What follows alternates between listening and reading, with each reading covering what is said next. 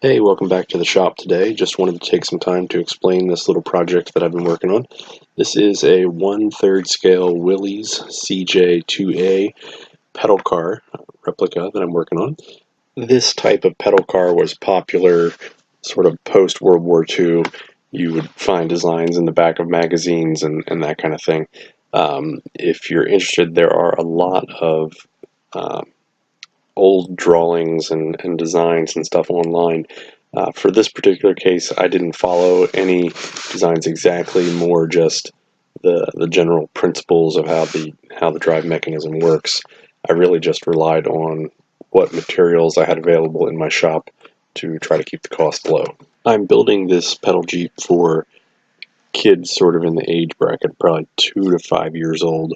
Um, both my kids are on the young side of that range, so I wanted to get a couple years use out of it. Um, just to get started, I sort of took measurements off my son and made a cardboard cutout that allowed me sort of to compare him to some paper drawings that I made.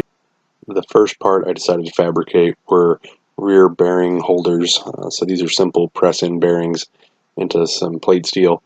They will locate the rear axle in the Jeep when it's done, and just use some simple tools, bandsaw, and then a 4-jaw chuck on my Craftsman lathe to bore the hole to size and press the bearings in. Up next on the fabrication list, I decided to knock out the front spindles and inner C's.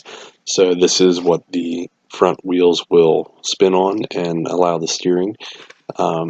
For this, we're just using some 4340 chromoly tubing that I had laying around from old projects, as well as some box tubing.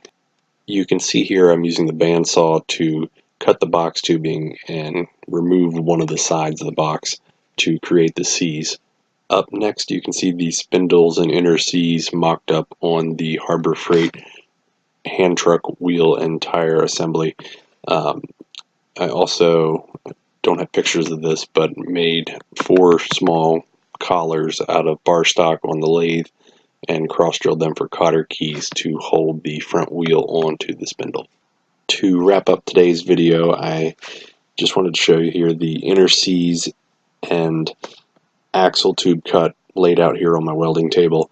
I used a piece of straight bar stock to help keep everything aligned and in the same plane before weldment.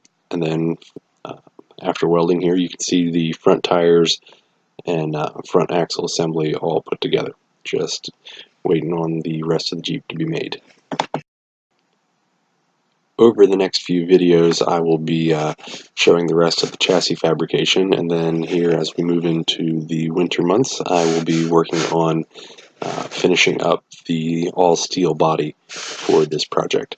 So if you enjoyed today's video, please hit subscribe. It would mean a lot and helps give me some motivation to keep putting more of these kind of videos up. Until next time, thanks for watching.